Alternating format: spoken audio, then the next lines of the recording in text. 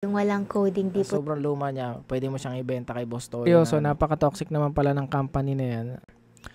So, question from Amy God. Yes, seryoso, napaka-toxic naman pala ng company na yan. Sa amin, ginagawa namin API ang ChatGPT. Napaka-useful naman kasi. Actually, okay naman yung ChatGPT. Useful siya, but may problema kasi siya sa data privacy dahil nagko-collect siya ng mga data ng user. So, yun yung hindi ina-allow sa company. Tsaka, pag-iingat na din sa sa mga users mo. So, yun. Tsaka, nakarating na dito yung toxic.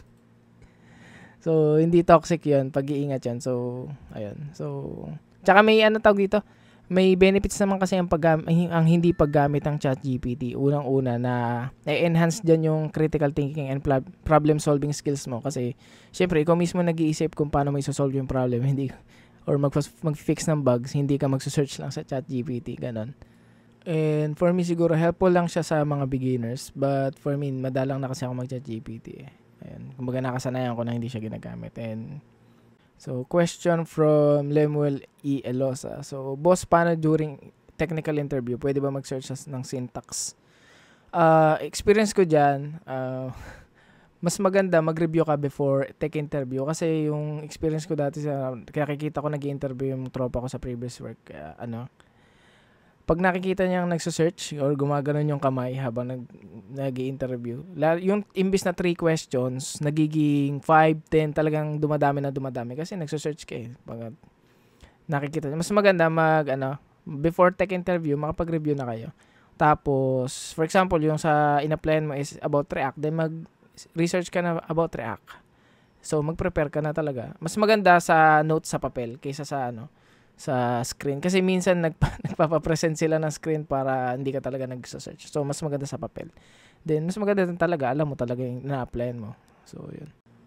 Okay. Spaghetti code ba yung mga legacy code? Yes, almost 100% ata ng mga legacy code or yung mga lumang-lumang code is naka-spaghetti siya. So, means spaghetti, sobrang dami, tapos ganun-ganon. As in, wala siyang structure. So, luma talaga siya. Sobrang luma niya. Pwede mo siyang ibenta kay Boss Toyo na sangla mo dun, 500k.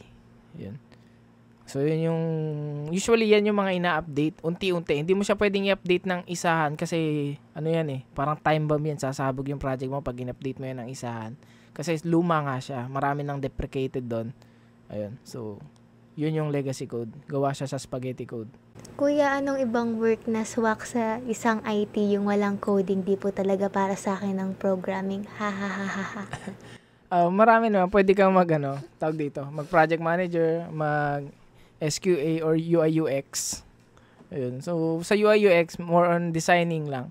And siguro required din ng ng basic coding. As in, basic lang kung paano, yung mga design patterns, kung paano ka magde-design ng mga magagandang website or yung alam mo yan, yung mga smooth na designs, more on design patterns. Then project manager naman, yun, mag-handle ng mga projects, create ng sprints, mag-handle ka ng mga developers, mga ganun, makikipag-usap more on a business side ng programming. So, makikipag-usap sa client, makikipagbardagulan sa mga pasaway na client, mga ganun. Then QA naman, sa QA naman, hindi naman siya required na marunong ka mag-code. At least know the basics. So, magte-test ka lang naman na usually i-break mo yung ginawa ng maghanap ka ng butas. Ayun. Question from C. Chuling. How about naman po pag entry-level front-end or web dev? Ano po pinagagawa madalas? Okay. Sa front-end, usually ang mga pinagagawa is more on palit ng colors, adjust ng padding, resize ng table, or ganon. Change ng text, bago ng font size, mga ganun. Hanggang sa ma-familiarize ka mismo doon sa flow ng project. Then, saka ka nabibigyan ng mga tasks na, gagawa ka ng mga reusable components, magsiset-up ka ng ng mga ganun, mga validation, etc. Ayun. So, umpisa siya sa madadali, pamoderate, then, ayun, usually naman, pag habang tumatagal, makakabisado mo na, madali na lang lahat yun, unless may new feature. So, yun lang.